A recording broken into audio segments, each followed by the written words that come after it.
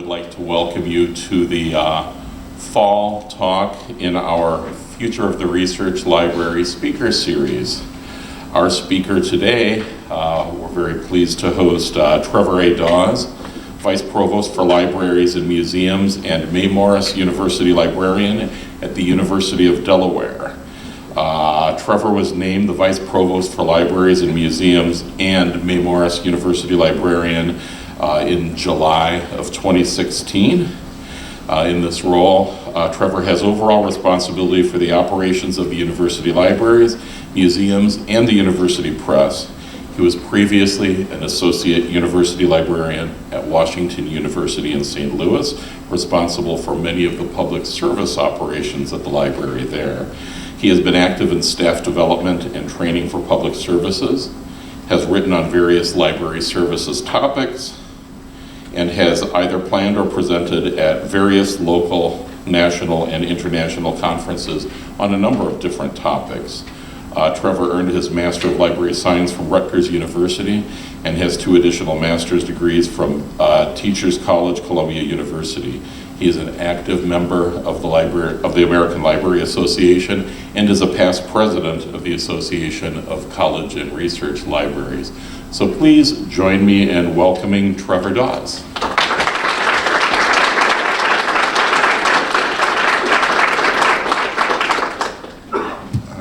Thank you, Dan. It's great. I always like to use this title that I have at the University of Delaware. I think it's probably one of the longest titles of my peers. But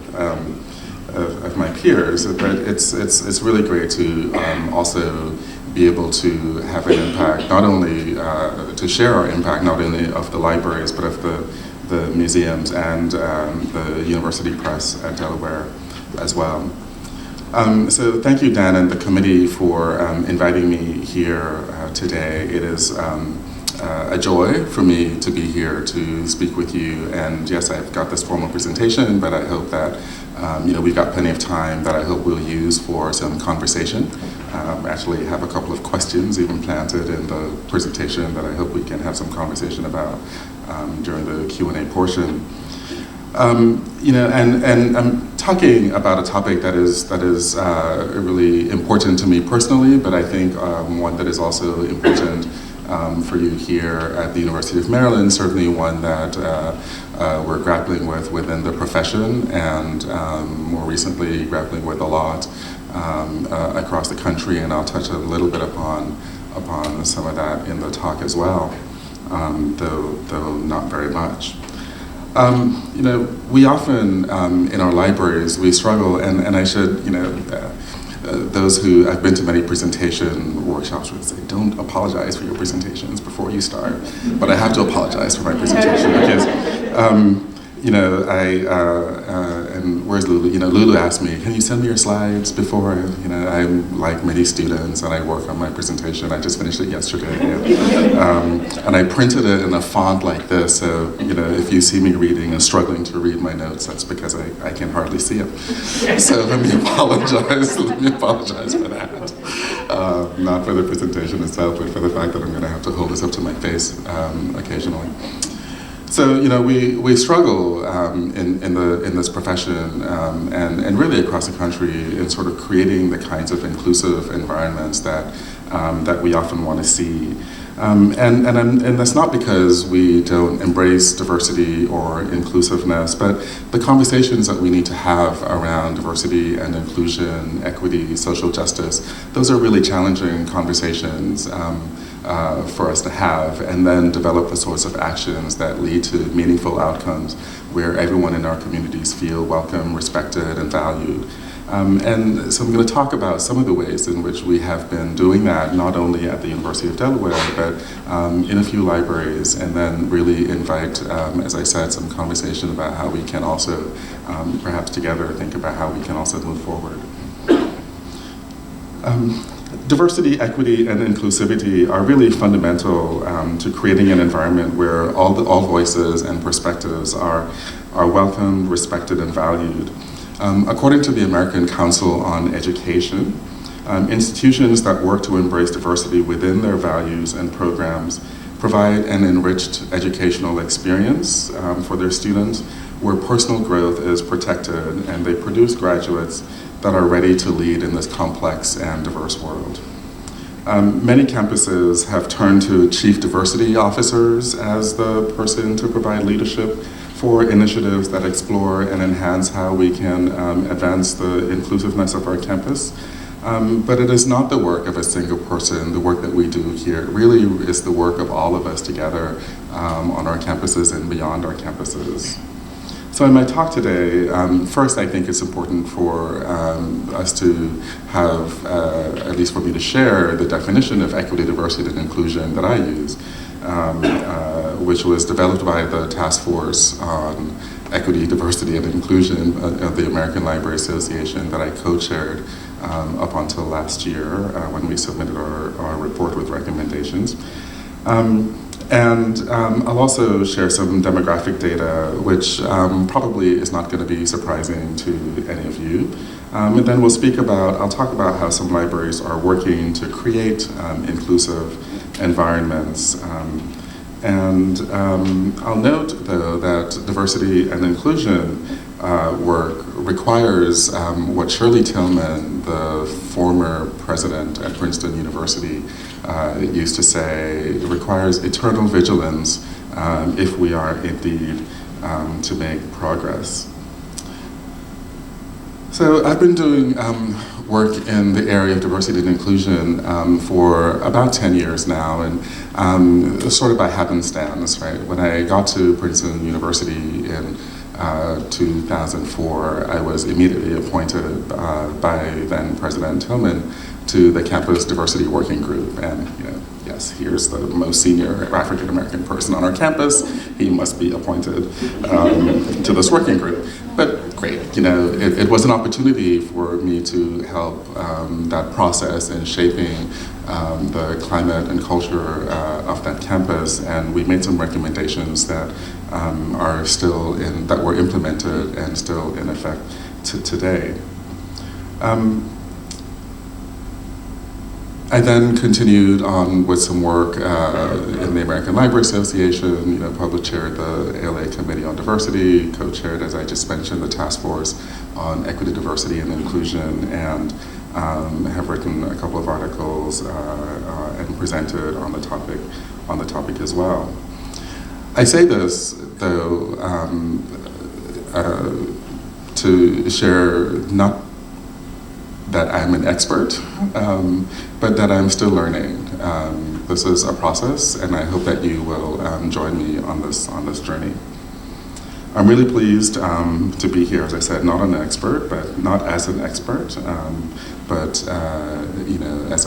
still continuing to learn about how we can, in our own ways, continue to educate ourselves and our colleagues about these issues at our respective organizations, and indeed within the broader information services profession. So, before moving on, I think it's important to have, as I said, some definitions. Equity, in some spaces, we use the term equity and social justice interchangeably, and we'll use this word or phrase when we speak about addressing the underlying conditions, the systemic issues that continue to disadvantage certain groups or privilege other groups over others. Equity assumes a process, a system, a culture that is ultimately fair and in which all persons have equal access to opportunities. I think many of you are probably familiar with this image or an image like this. So that image on the right, this is often used to symbolize the inequity, because not everyone is able to see the game. But in the middle image, we see the individuals are given certain support systems that allow them to have what one might consider to be equal access to the game, but that is still not addressing the systemic issue of the fence. right? And so to address equity in the most effective way, the focus really should be on the fence and removing the fence, allowing everyone to have access. Now, we could all still talk about why they're not inside the ball field watching the game, as are the other people, but that's a different question that we can talk about at a different time. So diversity, and these definitions of equity, diversity, and inclusion are the ones that were developed by the task force on the ALA Task Force on Equity, Diversity, and Inclusion, and have been adopted by the ALA Council. So we are trying to get these definitions infused throughout the organization and hopefully throughout the profession. We've got a long way to go. So diversity not only encompasses our differences, but also our similarities. As the task force, we really struggled with this definition because some of our members, not only of the task force, but of the broader community, wanted to keep the definition focused on those visible diversity characteristics such as race and ethnicity and gender.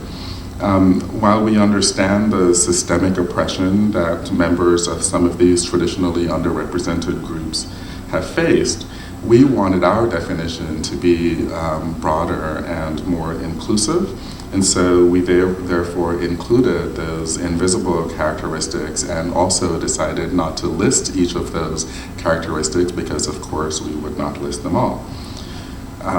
We wanted, in fact, our definition to be inclusive. And so we need our communities to move beyond the recognition or appreciation of our differences. We must ensure that we listen to, respect, and value the unique qualities, skills, and experience that each member of our community brings. We know, for example, that diversity of opinion leads to more successful teams, and to be inclusive means that we value each of these opinions. I'll take a side note here. Has anyone been following the Apple Vice President for HR? Right, so the now former HR Vice President at Apple, an African-American woman, now famously stated that a room full of blonde-haired white men, blue-eyed white men will bring diversity to a conversation. You can probably imagine the backlash she faced for that comment, and perhaps ironically, she was replaced by a blonde-haired woman as the vice president for diversity at Apple. But that's an aside. Before we talk about how we can incorporate these concepts in our libraries, I think it's important to look at some data. So when we speak about diversity, despite the definition that I just gave, it's often easier because we have this data readily available to go to the data around the visible characteristics such as race and gender. And these are the data, because these are the data that are often collected and cited. So the American Library Association conducted a major study in 2007, Diversity Counts, and in which they began to systematically capture demographic data of its members. That data were updated, although not frequently or recently, and still, as of 2010, the data we see about libraries show that we are still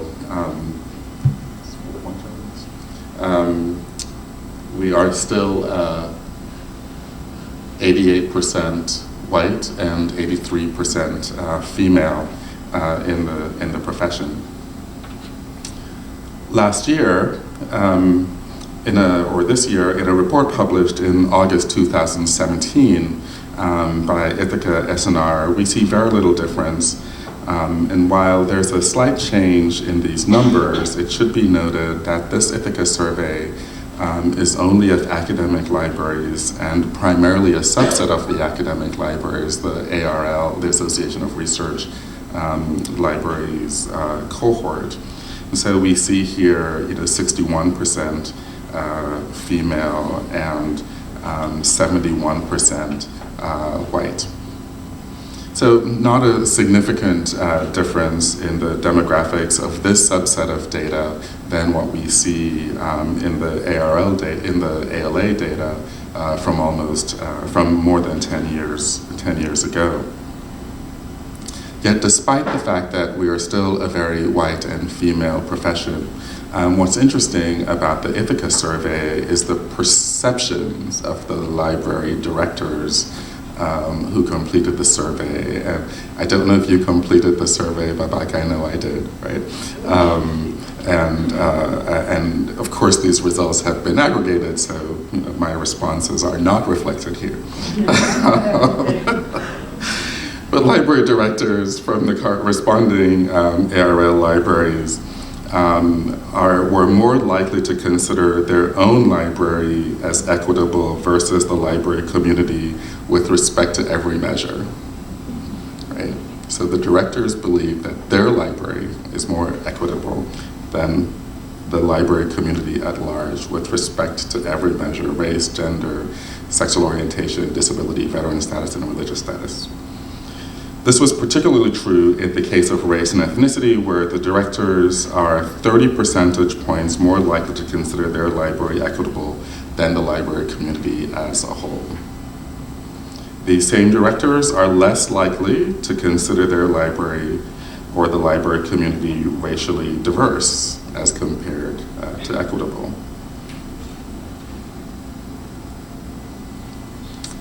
And this chart shows a similar pattern between perceptions of equity and inclusion, with one outlier. The library directors are slightly less likely to consider their own library to be as inclusive as the library community with respect to gender. Not surprising. So the ALA and Ithaca reports looked both at representational diversity, looking at the population at large, and the population of librarians. It also only looked at race and ethnicity, gender, and age. The reports suggest that ALA and other library organizations have a lot to do both to recruit and to retain a more diverse workforce.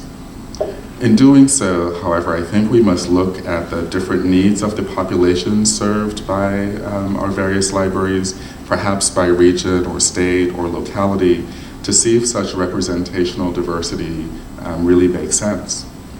It's important for us to understand that diversity does not equal a quota, and I'm merely suggesting that we understand that as the demographics of the country continues to shift, libraries will also have to change the ways in which we provide services that meets the needs of the changing populations. And we need to learn and understand and appreciate those differences that our community members bring. One of the ways we can do so is by changing the face of our libraries to be more representative, but it is not the only way.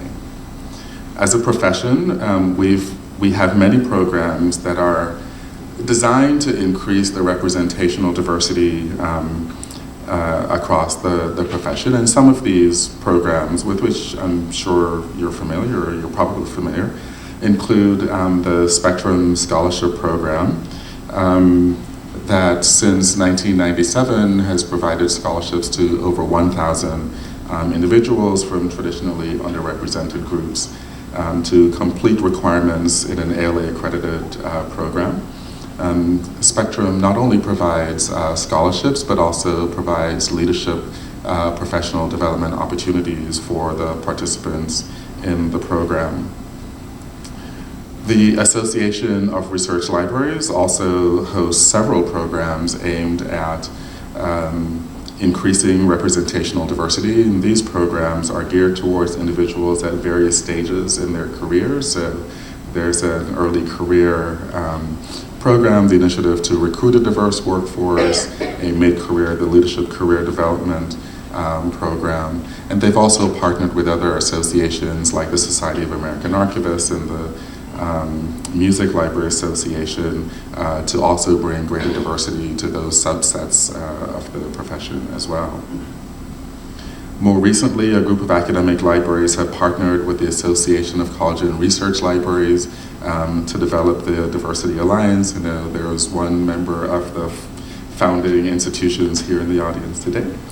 In the Diversity Alliance, participating libraries agreed to host a library, at least one library resident, and the format of the residency program at each institution may vary, but the cohort experience is one that is an important part that has this developmental opportunity, and the residents will learn, from which the residents learn not only about each other, but what's happening at other institutions as a part of this alliance.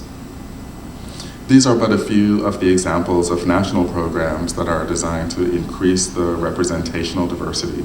And we can debate the success of these programs based on the demographic data that I just presented a few minutes ago. As important as representational diversity is, though, it's not enough. You know, how do you say welcome to the library? This is how we say welcome to the library at the University of Delaware. And Lee Bollinger, the president at Columbia University, argues that for universities to remain competitive, they must determine and deliver what future graduates will need to know about their world. And as we, our colleges, our institutions, our communities, and our libraries become more global in our focus, we have to provide the necessary exposure to, knowledge of, and understanding of the education about different cultures and different peoples. Having this knowledge, having this exposure, and the set of skills that go with them make us more competitive in the job market, in the educational market, and makes us better informed, makes us just better citizens. Dr. Roberto Ibarra of the University of New Mexico also speaks about contextual diversity, in which he says the institution should apply solutions that are appropriate for the needs of that community. Dr. Ibarra's concept of contextual diversity, where the library adapts to meet the needs of its user population, requires a deep understanding of the user's needs. I often talk about the Princeton Public Library when I think about the Princeton Public Library when I read about Dr. Ibarra's contextual diversity, because in the Princeton Public Library, the staff there was, and this, I left Princeton 4 years ago, but at the time, the staff was 98% white and about 85% female.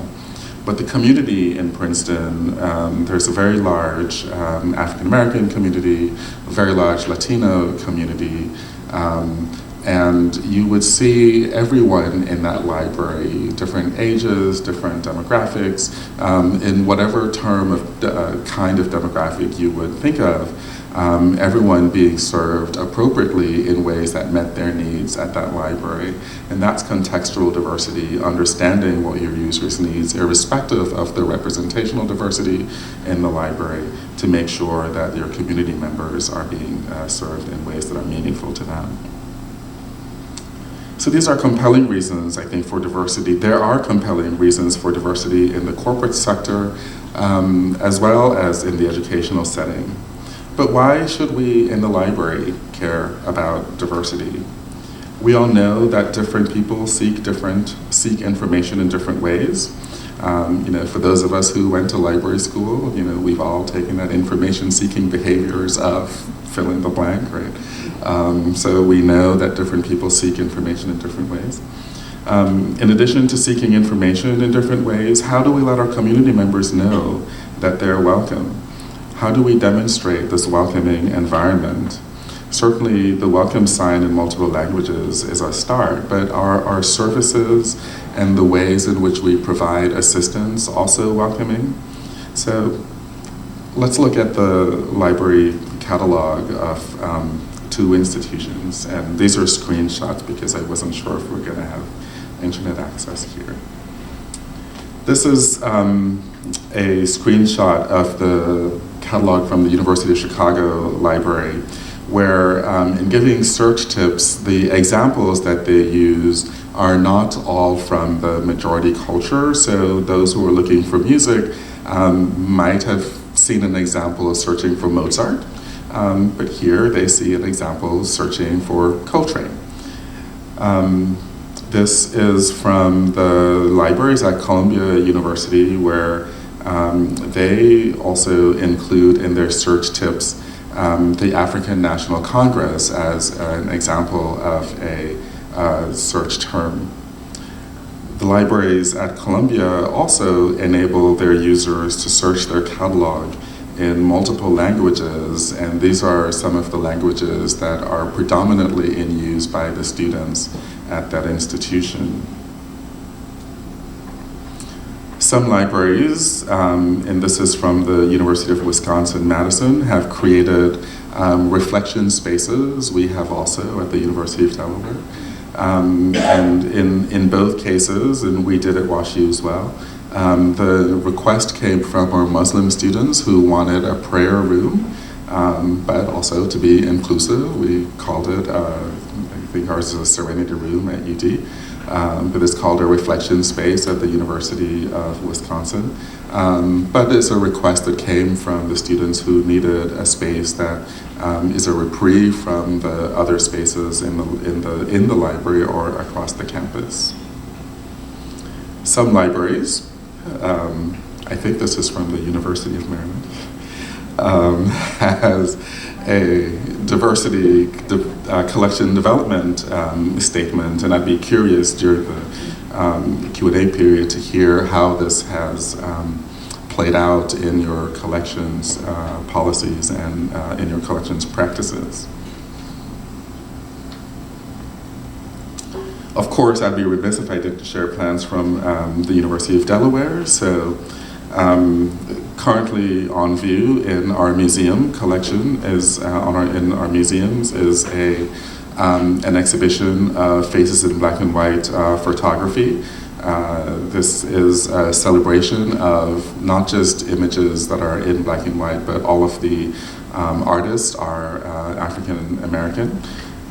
This is a part of our permanent collection from the Paul R. Jones, an African American collector who donated his collection to the University Museum. So this is an exhibition of those works. We, the library, participated, collaborated with our first year reader experience and brought Colson Whitehead to campus. In the library, we hosted a session, several reading sessions that were open to all staff across the campus. We partnered with the Office for Diversity, the Campus Office for Diversity, to purchase copies of the books for the staff members across the campus so they could participate in the reading. And this was the first year common reader, so all of the first year students were required to read this book, and they had the opportunity to interact with Mr. Whitehead when he came to campus in a session that was hosted in the library. And one of the things that we're really proud of this semester, a faculty member in our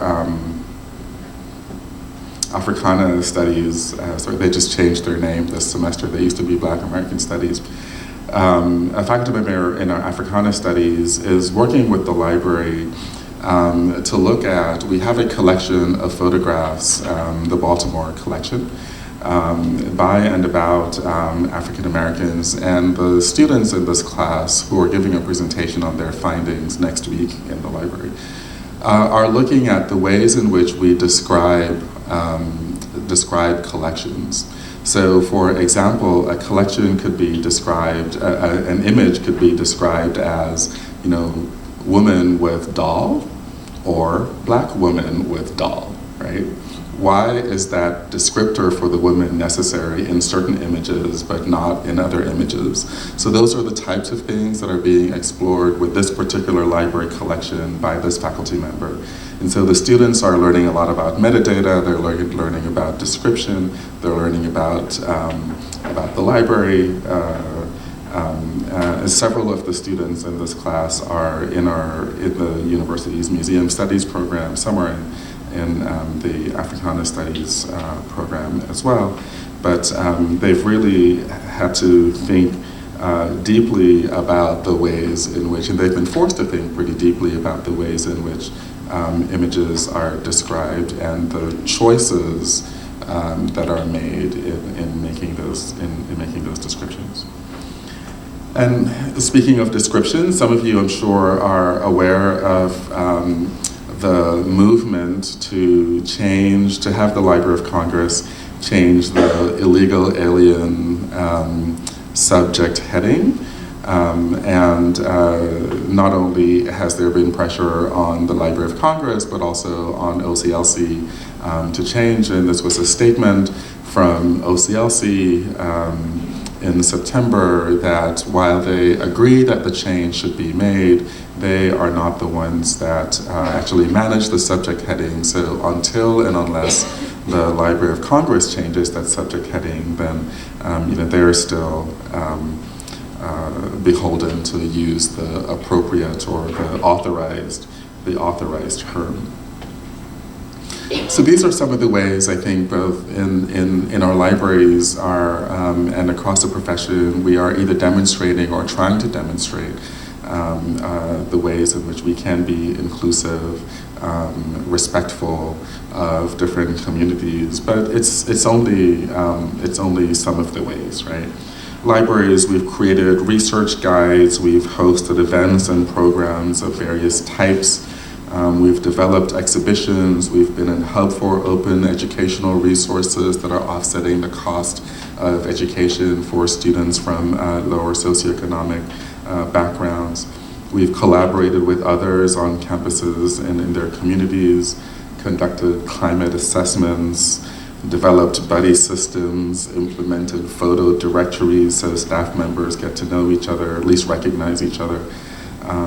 Putting diversity requirements in position announcements and position descriptions and a lot more.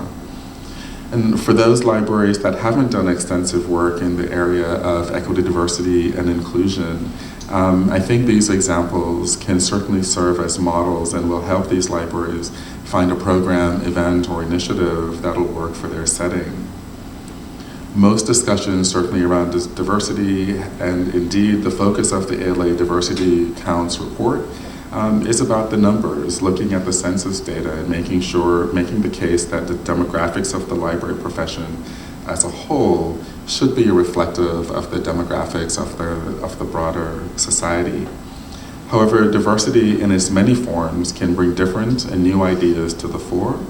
They can redress past wrongs. They can help to establish a national society where we can learn to overcome or at least recognize our biases and can bring people together. It's easy to get and present data on race, ethnicity, socioeconomic status, age, and gender. Less easy to get information about the other dimensions of diversity, such as religion, sexual orientation, and to some extent, disability status. But this is by no means an indication that we should ignore these other facets. In fact, it has become rather difficult, particularly in today's climate, to ignore any dimension of diversity and how libraries are responding or should respond to concerns from staff and community members, however that community is defined, for the calls for inclusiveness. There's so much conversation today about free speech versus hate speech, immigration status, gun control, police shootings, libraries as safe spaces or libraries as neutral spaces. And I have to admit that I'm exhausted by these conversations, or rather, I'm exhausted by the lack of substantive conversations about these topics. And more importantly, the actions that we need to take in order to move us forward to more inclusivity. Is free speech absolute? How does providing a welcoming environment in our libraries conflict with the value of embracing free speech? Should libraries take a stand on immigration and DACA? Should we remove our statues, as is happening in many places, or conversations happening in many places, including not far away here in Baltimore? Should we be a sanctuary city or a sanctuary campus, a sanctuary state? Do we make statements about every action that is in response to a governmental action or legislation? The list of questions go on, and I hope we can perhaps touch upon at least some of those during our conversation. I don't have the answers to these questions. I do know that at my library, we're trying to lead from a social justice, or you can call it an equity, as I described earlier, perspective. We're trying to be intentional about the language, about the policies, our procedures, and interactions that we have to help that help to understand our systems of oppression and to break down the barriers to full participation for all our community members. Is it easy? Absolutely not. Is everyone on board? Probably not. But we have a diversity and inclusion goals for every staff member at the library. We speak openly about the political climate. We've hosted forums about relevant topics such as free speech versus hate speech, or how to support our DACA students, and understanding individuals' pronouns. And these are some perhaps fairly simple ways to begin the conversation with those who may not have had it before, and for those who are uncomfortable with those conversations. And as uncomfortable as those conversations are for some, the need to have those conversations, and perhaps more importantly, moving to act in meaningful ways, are still important. In the early 2000s, a University of Utah researcher, William Smith, coined the term racial battle fatigue while studying how racialized microaggressions, relatively inconspicuous but potent degradation of marginalized people, affected Black students at predominantly white colleges and universities. His paper, titled "Challenging Racial Battle Fatigue," concluded that students of African descent constantly worry, have trouble concentrating, become fatigued, and develop headaches when navigating personal and professional spaces that have historically favored white people.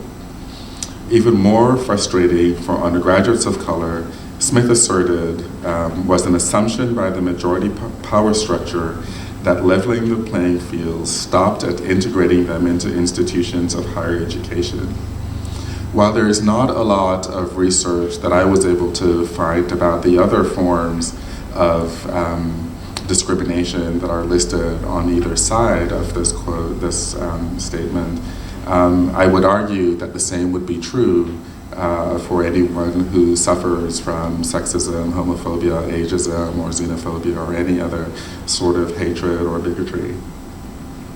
So the work of making our libraries, our campuses, our communities more welcoming and inclusive is very important work. It's also very exhausting work. And I'll remind you, though, of Shirley Tillman's words that I used at the beginning: we must be eternally vigilant. So despite the exhaustion, only with vigilance can we make a difference. And I would love to hear from you, your thoughts, your questions, your comments about how we can collectively move forward. And so with that, I will say thank you.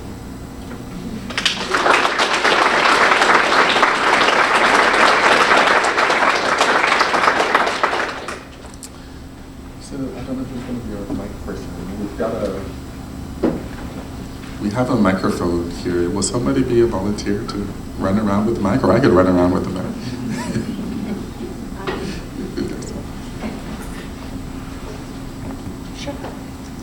Are there any questions, thoughts, comments? Free speech, hate speech. What should we do about DACA students? Is the library a safe space or a neutral space? What are your thoughts?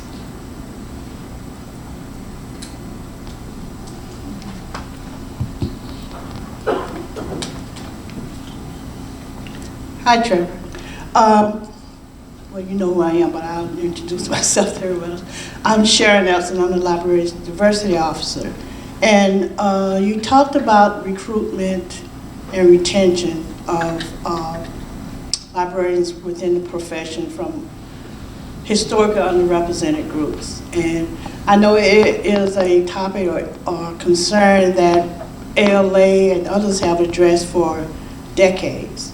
And it doesn't seem like we're making much headway in that area. And I hate to put you on the spot. But I guess my question is, the success rate is not that good, but how do we move, do you have any ideas about how do we move forward, how we move the needle forward? What should we be concentrating on? Because apparently what we have been doing in the past isn't working.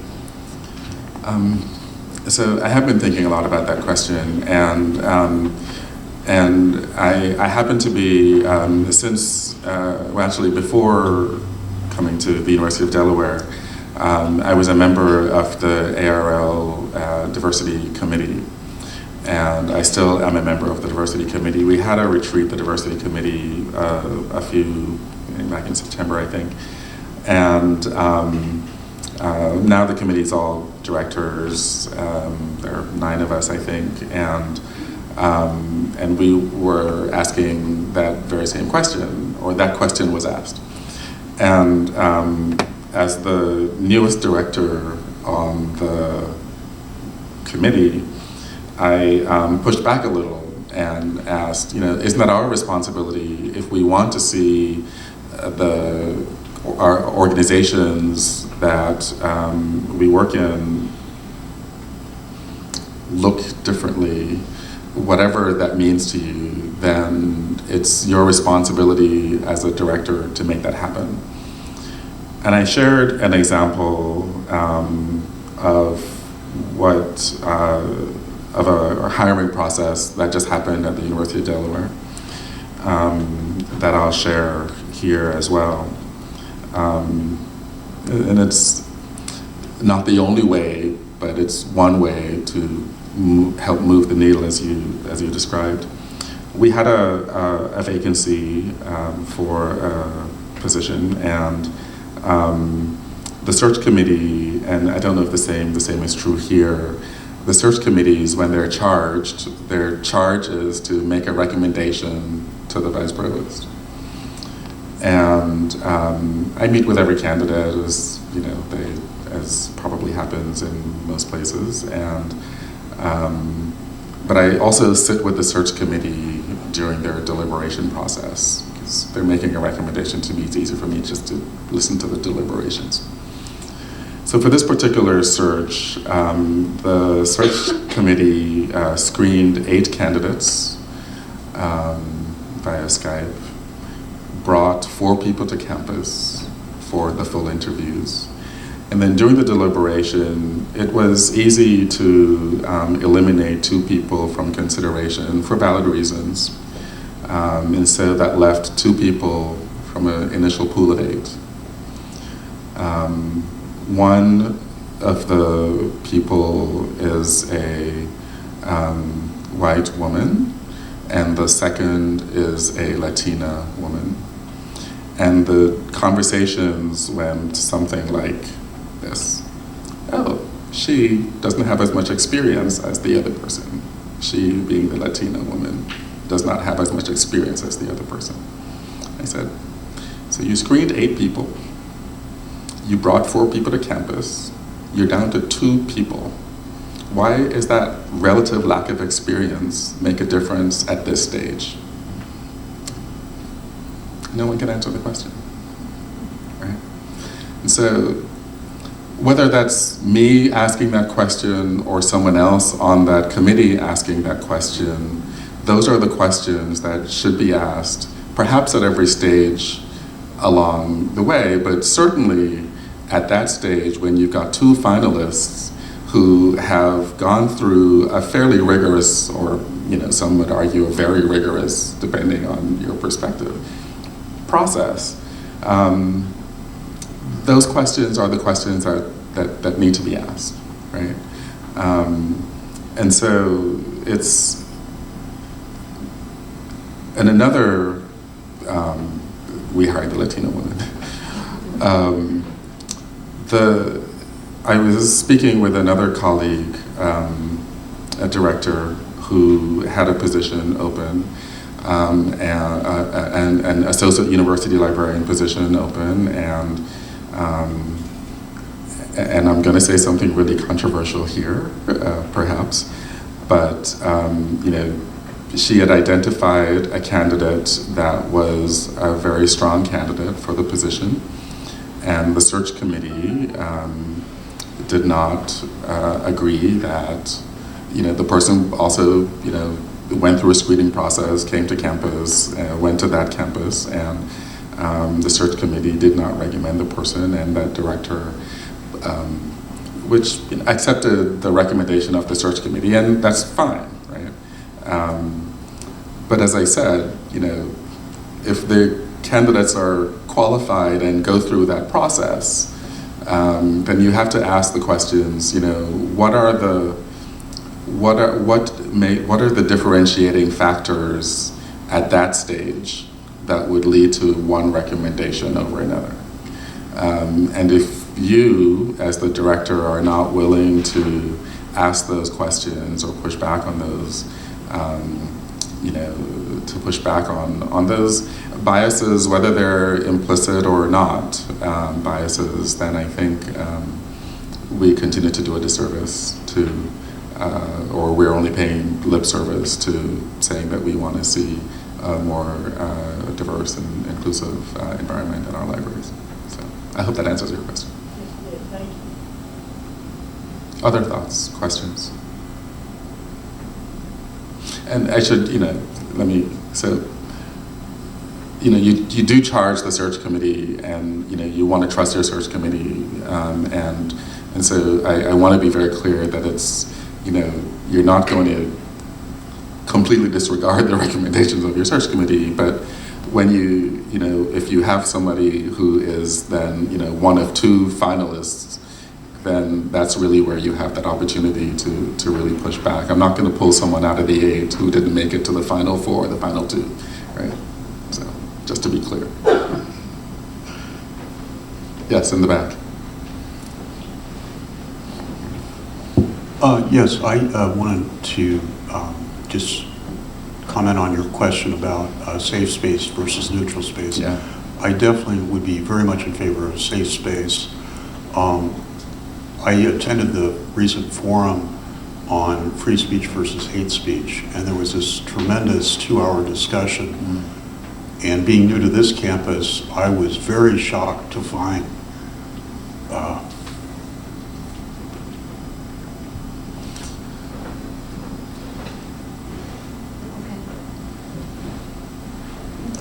So, libraries, there's some debate also about, that language, safe space, or neutral space, because some people say, safe for whom, right? And how do we make those safe? How do we ensure that the spaces are safe for everyone? And so last year, for example, around this time last year, after the election, we hosted a series of conversations in the library, just for library staff about the results of the election, and just for some people who felt they needed a space to process.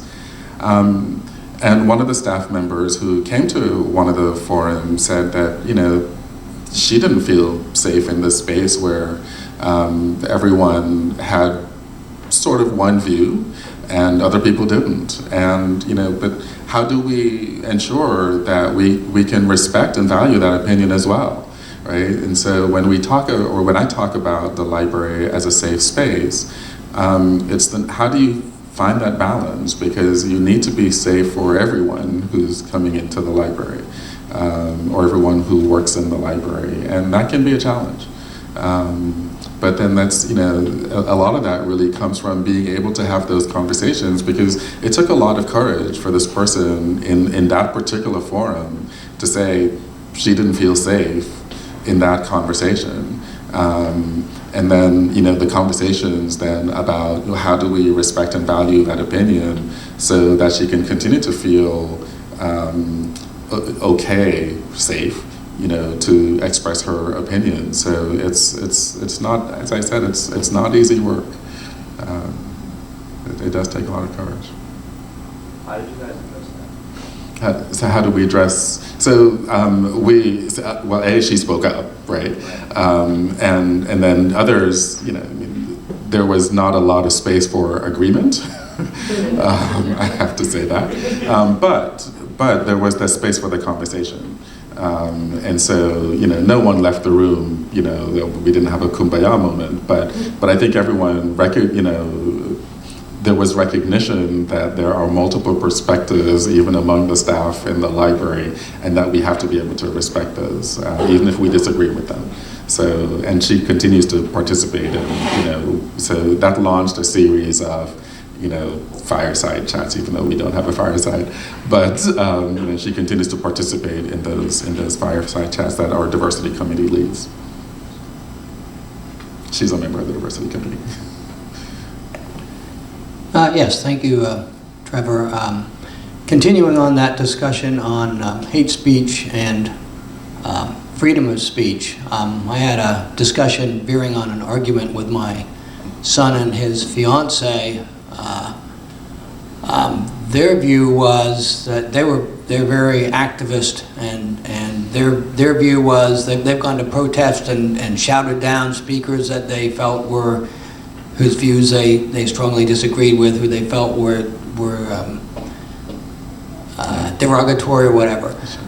But my view is that if you end up with people deciding that their freedom of speech means that they can basically drown out or effectively curtail other people's ability to speak, then everybody's just in their own echo chambers, and we're back to not having any serious discussion. What you were talking about, where we need to really be able to grapple with these issues, and if everybody's afraid to be criticized, afraid to be shouted down, afraid to be accused of being this or that, then we will never make any movement to really address these and to understand other people. And I was raised in an academic home where you know, freedom of speech, you know, the ability to speak was important. And I remember years ago reading John Stuart Mill's work on liberty, in which he said, if all the universe but one was of one opinion, it would be as wrong for the universe to silence that one individual as that one individual to silence the universe. And so I've sort of gone with that view, that if you allow people to speak, then you can see what the truth is, then you can come to your own conclusions, then you can make your decisions. But if you say, well, those people, that's not speech that I agree with, and therefore I can shout it down, I can protest and stop it from being delivered, it seems to me that that's counterproductive in the long run. So yes. I agree that we need to provide the spaces for different opinions to be shared. You know, I think similar to the conversation that we just had about this particular staff member who, you know, who had a different opinion than many of the other staff members in this particular meeting, but providing that space where she felt it was fine for her to share her opinion. We've been having certainly a lot of conversations about, you know, free speech, hate speech, where, you know, we've seen incidents like this, which happened in Virginia. I don't know if Milo Yiannopoulos has been here on this campus, or he's tried to come to this campus, but, you know, he was at our campus at UD. You know, he's been invited to other campuses, and there are all these protests. There's that, you know, Supreme Court Brandenburg versus Ohio decision. I'm not going to remember the language, but it's, you know, the free speech crosses the line when there is the likelihood that violence will be caused. And I'm getting the language incorrect, but it's Brandenburg v. Ohio Supreme Court case. We can find it. And so I think the difference for me, and what I've been arguing on our campus is, if a person, and I pick on Milo Yiannopoulos because we had lots of discussions about whether he should come to our campus, if there is demonstrated evidence that this person coming to our campus is going to incite violence, then that person should not come to our campus, right? He can speak wherever he wants, right? He can speak off campus, and our students can go, and our faculty and staff can go, but there's demonstrated evidence, everywhere he goes there's violence, right? That when this person speaks, violence erupts, then that's not the kind of environment that we want to have on our campus. That's not saying that he can't say what he wants to say, or he can't say it, wherever he wants to say it, just not here, right? Not in a space that we provide for him. He's welcome to do that elsewhere. Because then, that then borders on that safe space, right? If we know that violence is going to erupt, then that is not a safe space for anyone on either, whether you agree with what he's saying or you disagree with what he's saying. Everyone's at risk at that point. And so that's really where I would draw the line. And that's demonstrated evidence of violence. Right? Hello. Thank you very much for your talk. My name's Lindsay. I'm an instruction librarian here, and so my ears perked up when you gave the example of that class where students were looking at items from your catalog, the race in museums. That sounds so cool. I want to take that class. So I just wanted to ask if you had other examples of partnerships like that with librarians and teaching faculty, where they were either able to use your collections or just introduce some piece of diversity into the regular coursework? Not necessarily around diversity, but we do a lot of collaboration with our faculty. We have a museum studies program, one of the top museum studies programs in the country, our art conservation program. We work a lot with them.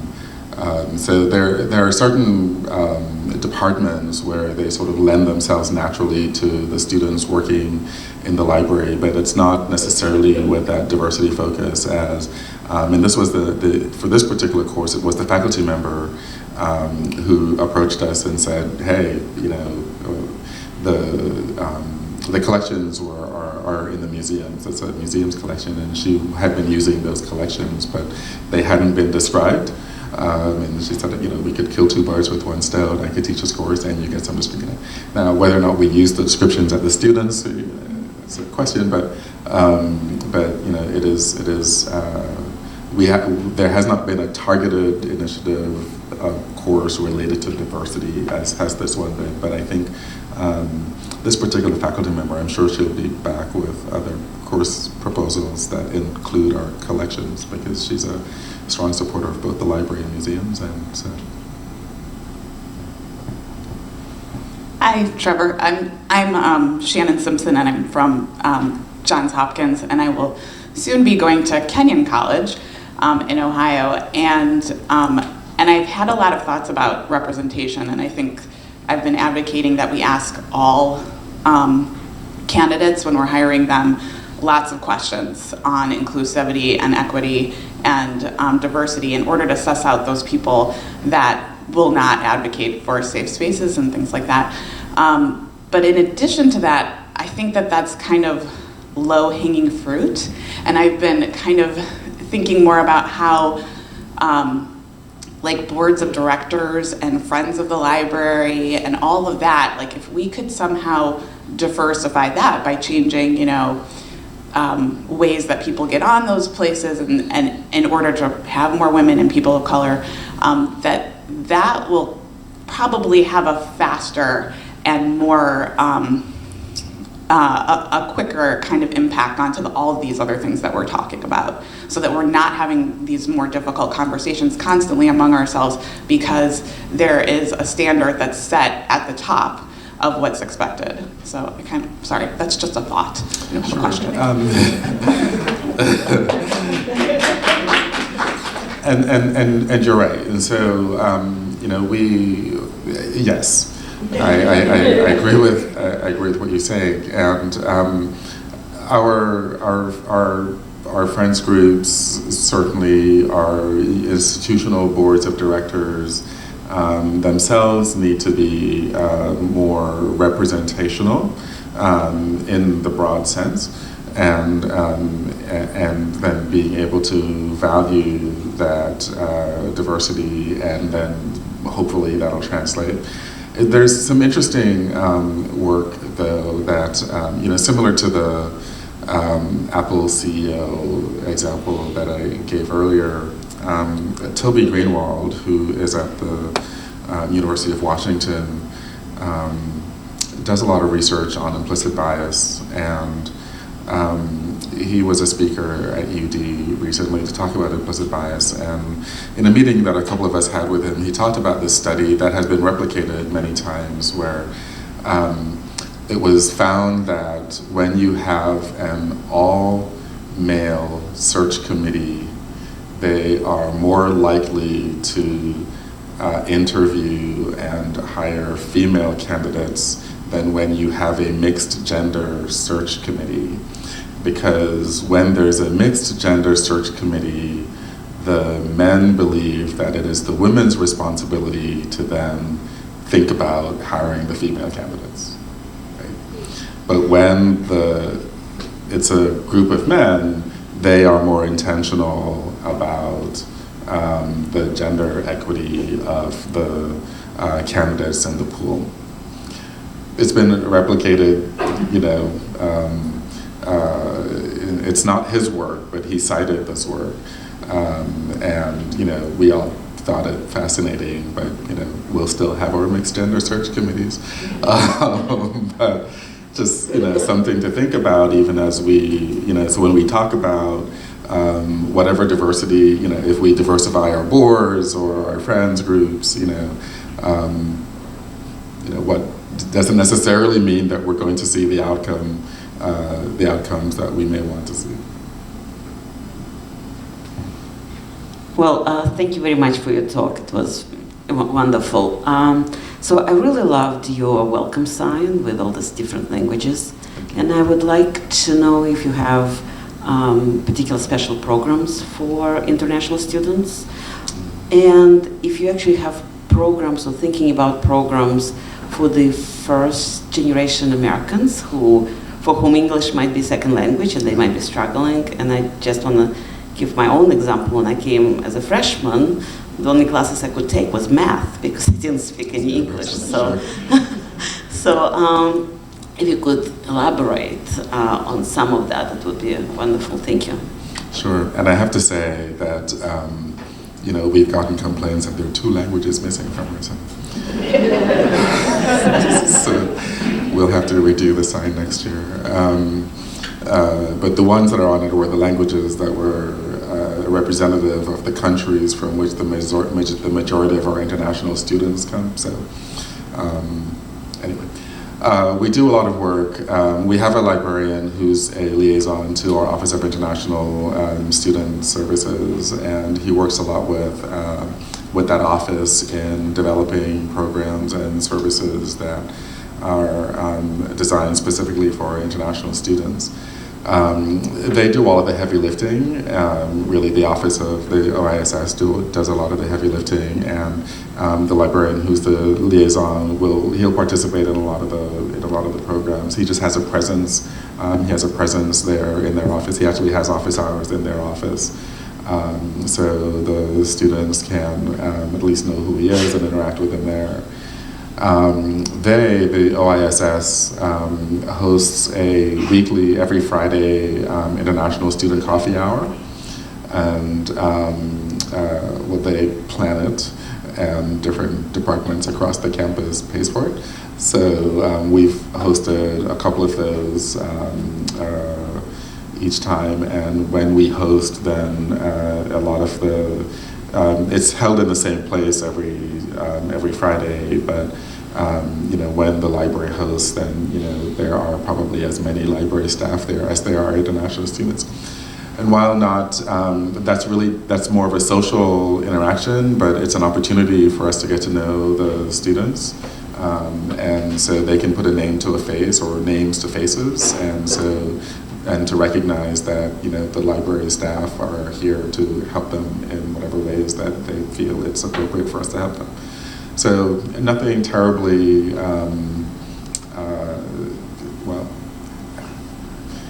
so that's the extent of the work that we're doing with OISS. Hi, Trevor. My name is Stephanie. I'm one of the science librarians here on campus. So about a month ago, we had an event here in this room, actually. It's called the Conference on Inclusion and Diversity in Library and Information Sciences, so CIDLIS. It was a really interesting event, and the presentations were from many different types of librarians, not just academic librarians. And one thing I noticed is that there were a lot of really great presentations from librarians of color that were public librarians in library systems in our area. And having participated in search committees here on campus, I feel like we don't see those people in our pool of applicants, and I was kind of feeling like they're amazing librarians doing wonderful work in the communities, and maybe they don't see themselves as being able to move from public libraries to academic libraries, and interested in what the dynamics are that make them feel like a public library is an option for, not that, you know, that's a bad career in any way, but, you know, how we can see them as applicants in our pool. I don't have a, you know, Yeah. So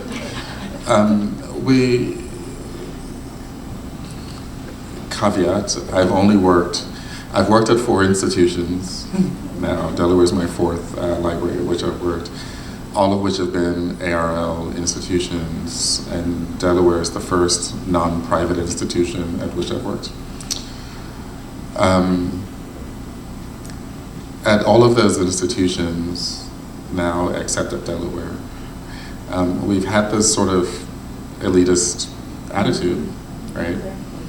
And you know, where do we advertise our jobs? Where do we reach out to people to encourage them to apply for jobs? You know,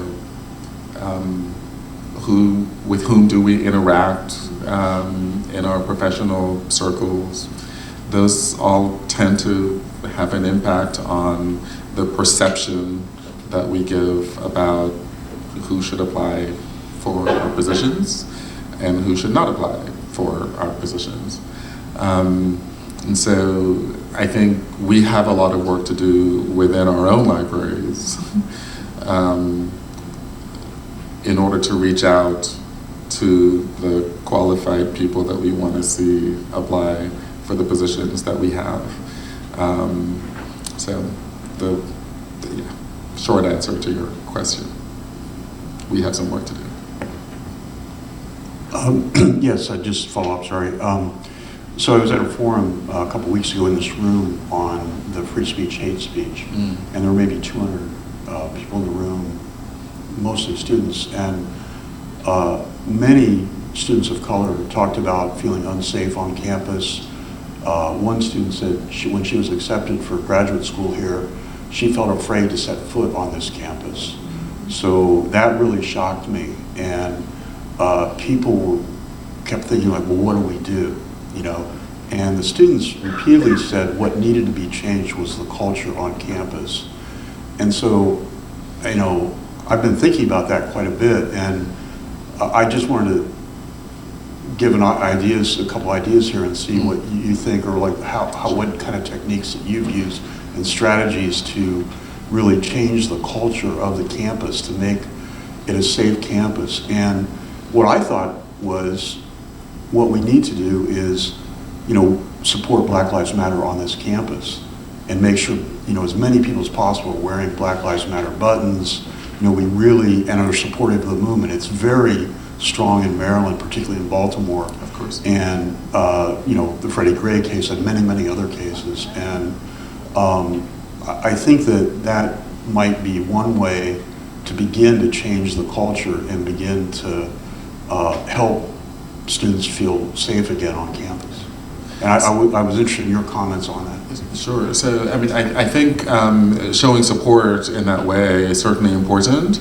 And I don't think there's any one way to, and without really understanding the culture at this institution, it would probably be inappropriate for me to suggest some other ways. But I think in whatever ways that it is appropriate for you as the library or as the campus to show support for the students who don't feel supported, welcomed, included, respected, valued here, then, you know, to do that. If, you know, wearing, you know, Black Lives Matter, you know, buttons or bands or whatever would show that support, that is one way, certainly. And I would also, though, recommend, you know, talking with those students who don't feel welcomed or supported to find out what would they like to see differently on this campus or elsewhere, or, you know, well, we're talking about the campus. So what would they like to see on the campus to have a different sense of belonging or a different sense of safety, or, you know, to feel more welcomed on this campus? But that's a conversation that really needs to happen with those students who are feeling marginalized. That's a great question. Thanks.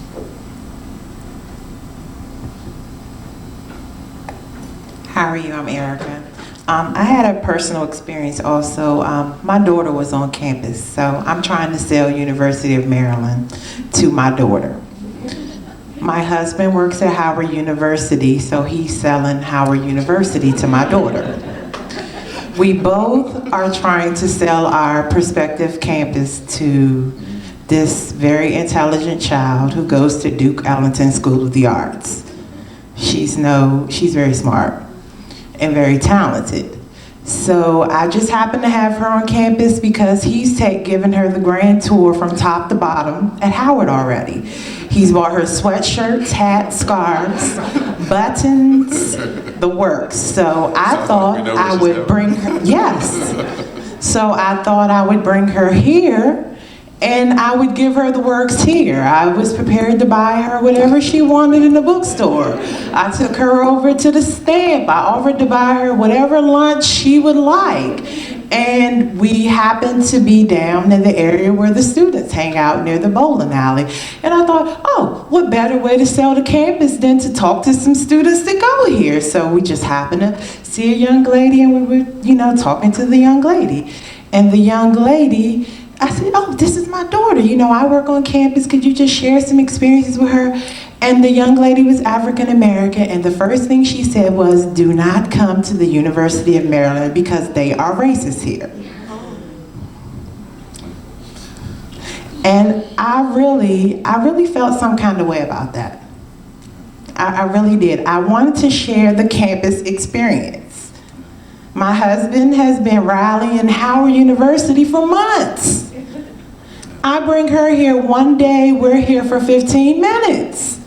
And the first thing that someone says to her is, this campus is racist. She went on to give her an incident that happened with the professor and how she didn't feel safe in her dorm, and I just really felt some kind of way about that. So again, you know, I don't know the campus here at all. So I think, but what that says to me, you know, I would just reiterate what I said before. There clearly needs to be some conversations with the students who are feeling marginalized here on this campus to find out what changes would need to happen here at the University of Maryland in order for a student who, you know, who ought to be a representative of the institution to want to welcome other students, whether African American or not, right? But to want to welcome other students to this campus, to think differently.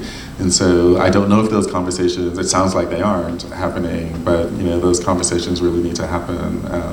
And to happen, you know, in places, so at the senior administrative, you know, among the senior administration, and then, you know, and simultaneously really across the campus. But until, you know, there's a you know, I'm not going to remember this in the right way, but, you know, when you keep asking for the same thing, it means that you don't get the answer, the results that you want. And it's not that, you know, the results that you want are, or that these students may want is inappropriate. You want to be able to be at a school where you feel valued, where you feel respected, where where you don't feel marginalized, where you are not marginalized, where you are respected and valued. And so maybe it sounds like that conversation isn't happening across the campus, but maybe someone can tell me otherwise. They're beginning, okay. And they're happening in every, I have not yet encountered students at the University of Delaware that feel that way, but that have said to prospective students that they shouldn't come to the University of Delaware. But I do know that I have met some students who do feel marginalized at UD. I mean, it happens at all of our campuses that are predominantly white institutions, right? But we have a new president who is committed to inclusive excellence, the language that we're using at UD, it takes a lot of energy, it takes a lot of time, but we're beginning to have those conversations as well at UD. I thought I saw another question. Hi, my name is Cecilia. I'm a graduate student here, and I also work in the libraries as a graduate assistant. And I'm planning on applying to academic library jobs once I graduate in May. And my question is, when I see libraries as kind of this middle space between academic services on campuses and then the more like personalized services such as like residence life and the health center. And my question is, as like you see academic libraries moving in the future, how do you see them kind of balancing that border of wanting to promote students like mental health and well-being as well as their academic pursuits? And kind of like, how is that going to look with, we have more like these discussions of how do we create libraries as safe spaces, but also as places where students can be academically rigorous as well. Sure. Yeah, so there are some publications about the library's third space. I think Chris Berg does a lot of that work.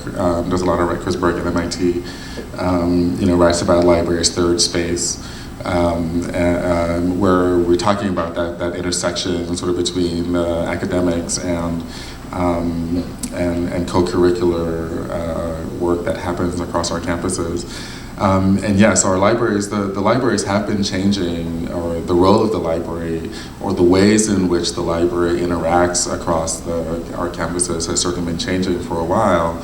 And so we continue to be active partners with the teaching, learning, research mission of the university, but we're also becoming a lot more engaged in sort of the service and co-curricular mission of the university as well.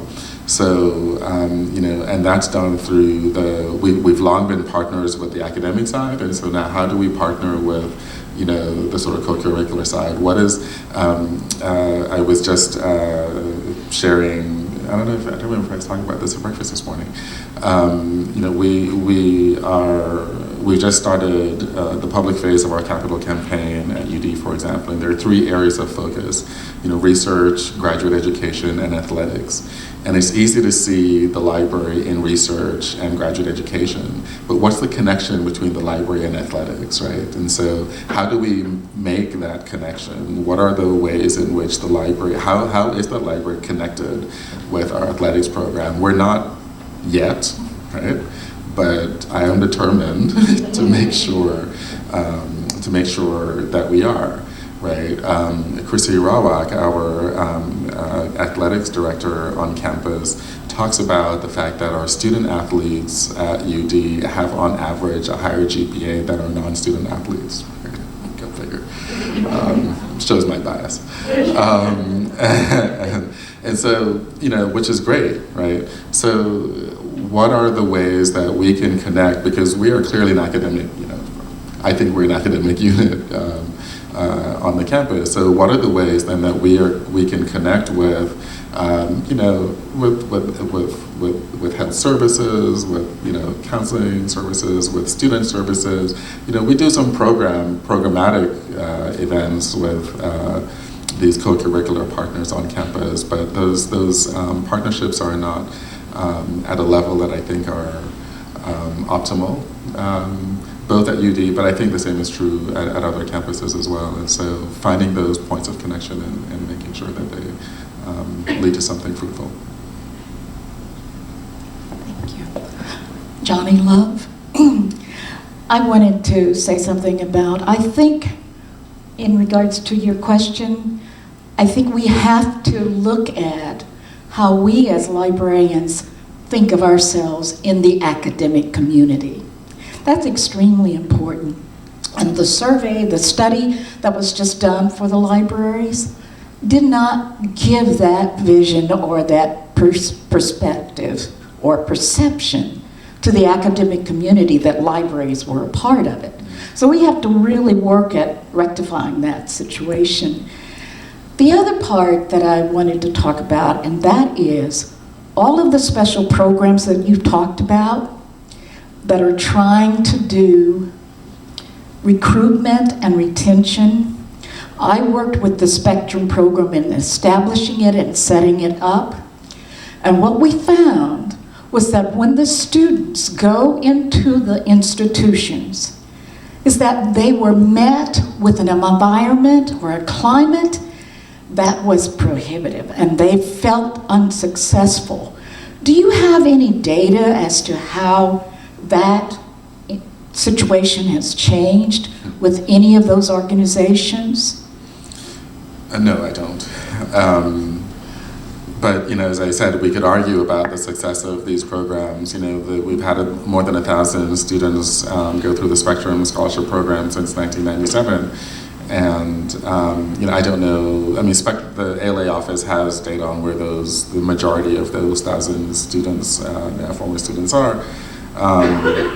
I don't know how many of them are still working in libraries, or those who have left, whether they're in public libraries or academic libraries, or, I don't have that data. But I think, your question really then speaks to, I think the same question about how do we, not just on our campuses, but also in our libraries, then create this environment where, everyone is valued, right? And that requires a lot of effort. Some people are making more strides than others, but we still have a lot of work to do. All of us do. All of our institutions. I think there's time for, this is our final question. Yes, I wanted to get your take on one of the things that I did in terms of interviewing candidates for graduate assistantships. Part of the interview questions were, what's your experience with promoting diversity in the workplace and in education? I also thought back, we should have put that in the job posting. And I was wondering what your thoughts on that. Do you think that might be effective, and also kind of what would be the next step? Sure. I think that is very effective. So we have, and if I knew this computer, I would be able to pull up, we've got a couple of jobs open right now at UD. Sorry about that. Short drive today. There is a statement in all of our job ads that says each candidate must have demonstrated commitment to. I forget the language exactly, but there's a statement in every job ad that we post that talks about the candidate having demonstrated commitment to diversity and inclusion. We do ask some questions. We have some directed questions that are standard for every applicant during the screening process. So before they even come to campus, because that could potentially, that's going to determine whether or not you have the campus visit. And so again, just a part of that process of building that inclusive environment. And then once the successful candidate is there, then what is the onboarding process? like, how do you really integrate, help to integrate that person into the organizational culture? Does the organizational culture really need to shift based on who's hired into this position? So a lot of questions to be asked or to be thought about. It's not, and it's an ongoing effort. So, but yes, certainly having some questions, during the interview process, and then before, even as a part of the job ad, is a great start. Well, thank you all so much. It's been a great pleasure.